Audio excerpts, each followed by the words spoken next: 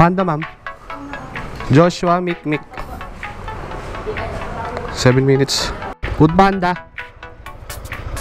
Ayun pala, nakaabang na si madam. Paid online. Then, picture ako na lang po. Okay na po. Thank you po. Pahawak mabuti, baka mabita. Food Panda, sir. Dito ba yung si Olympus? Sa kaya si Olympus? Gray na gate daw eh.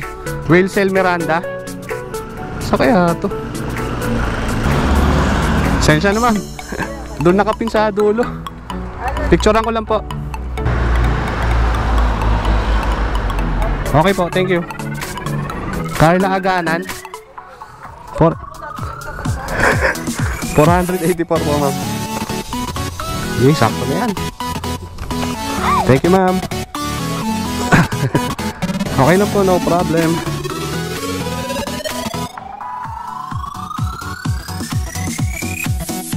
Good morning mga master. Wala nang intro guys. Food Panda ulit tayo today. At meron na tayong booking guys. Papunta tayo ngayon sa merchant dyan sa may Doña Soledad para sa halagang 63 pesos. And hindi ko nakita guys kung saan natin dadalhin yung ating na pick up. So tara, malapit na tayo sa ating merchant guys. 1 minute away. Bali mga master, no, bibiyahe lang tayo sa loob ng 3 oras or 2. Yun lang yung session na kinuha natin. Kasi guys, ano lang tayo, nagpa-part-time lang tayo bilang Food Panda rider. And then titignan natin kung makaka-magkano tayo sa loob ng 2 to 3 hours. So let's go. Ito, dito na tayo sa ating merchant mga master. Yun, Kalye Tapsilog. Panda, ma'am. Joshua Mikmik. 7 minutes. Mga master, nakuha na natin ating first order.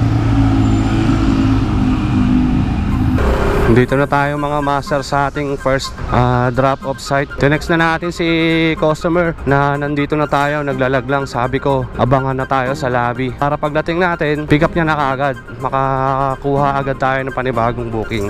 Liligaw pa ata tayo mga master ah. Food Panda. Ayun pala, nakaabang na si madam. Paid online. Then, picture ako na lang po.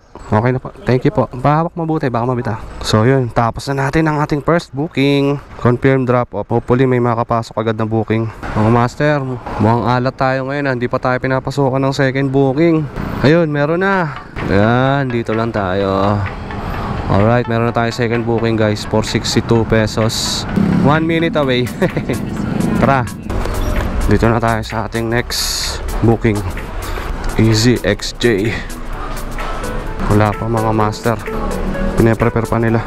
So mga master, after 20 minutes nakuha na natin ang ating second booking. Ganun katagal. So ang laki nung nakain na oras. Sayang ang oras guys. So picture na natin. Confirm pickup. So let's go sa ating customer. Mga master, andito na po tayo sa ating first drop off. Second drop off. Hindi ko sure kung dito yung customer natin. Iba naman yan. Ito ba yun? Food Panda, sir. Dito ba yung si Olympus? Sa kaya si Olympus? Gray na gate daw eh. Anong number po? Ay, ito yata. Whalesale Miranda. Whalesale Miranda. Sa kaya to? Hirap naman ito. Sensya naman. Doon nakapin sa dulo. Picturean ko lang po.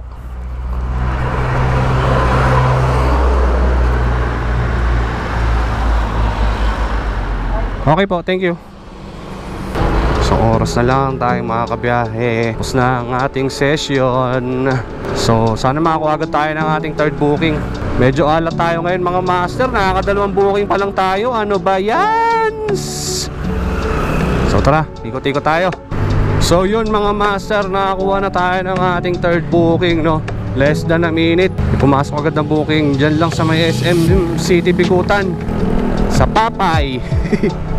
Yun yung vendor na pipick up natin. So let's go. Saludo ako sa lahat ng mga motorcycle rider, mga delivery rider. Grabe, Tingnan mo naman to. Pag mas pinili mo ang pagiging rider, ito ang araw-araw mong tatahakin. Traffic, init, ulan. So, saludo ako sa inyo mga sir, mga paps, na kinakaya nyo itong ganitong hanap buhay araw-araw. Ganito ang inyong tinatahak. Nasabi ko to kasi meron naman tayong mga master, meron tayong regular na trabaho. Kumbaga part-time lang natin to pag may libre tayong oras. So yun lang mga master, no? Saludo tayo sa lahat ng mga rider. Mga master, dito tayo sa may SM para pick upin yung food sa merchant na Popeye. So hindi ko muna kayo masasama kasi hindi ko pwede bitbitin tong helmet sa loob. Dito na tayo guys. Text na lang natin si madam na advice natin na nandito na tayo. Arrive at Cosmo. Opo, Carla Aganan. 484 po ma'am. 484. 450. Pop Ice. Okay, sakto na yan. Thank you ma'am. Okay lang po, no problem. Ay ma'am, picturean ko lang pala. Sorry. Alright, thank you po. So yun mga master, problema tayo sa drop off kasi mali nga ang pin location. 484 ang ating collection. Sakto yan kasi para makuha natin yung ating kita. So tara guys. Ito ang problema mga master pag mali yung pin ng mga client. Pag mali yung pin nila, hindi natin ma-drop off yung ating booking kasi mali nga yung pin nila. Kailangan kasi mga master, kung saan pinin ni customer, nandun dapat i-receive yung food. Ito ang problema natin ngayon. Kailangan pa natin ngayon pumunta dun sa maling pin location niya para lang ma-drop off natin. So advice ko lang sa mga nagbubook dyan kay Food Panda, no, make sure na tama yung pin location nyo kasi kami mga rider ang problema pagka mali po ang pin nyo. Ang pinaka main problem po kasi doon, ang consequence po kasi noon pagka mali yung pin nyo, hindi namin mako-confirm yung drop off. Kumbaga nire-record ni Panda na kung saan nakapin yung location niya is dapat doon din dapat i-receive at i-drop off ang pagkain. So yun lang mga master ko, mga mahal naming customer na tumatangkil kay Food Panda. Please lang po, pakiayos po ang pagpipin. Salamat po. At ito pupuntahan natin ang ating pin location para ma-drop off na natin 3 minutes away, which is 3 minutes away. Uy! Minamalas nga naman. Nak ng teteng. Hindi ko pa pala nalalaki yung cellphone ko. Kalaglag tuloy. Ito ang problema mga master, hindi natin ma-drop off. Mali kasi yung pin eh. Yan, sarado. Hindi tayo basta-basta makakapasok dyan. Ng teteng talaga. Nako naman. Tayang lang ang oras ko.